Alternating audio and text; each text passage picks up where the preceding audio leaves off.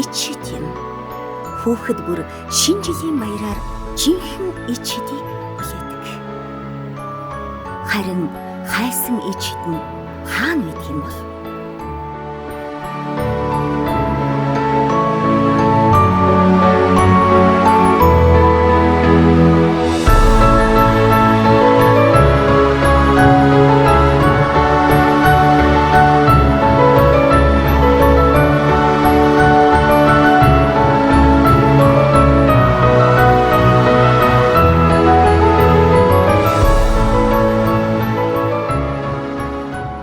Жинхэнэ ичид бол гэр бүл, аав ээж, бидний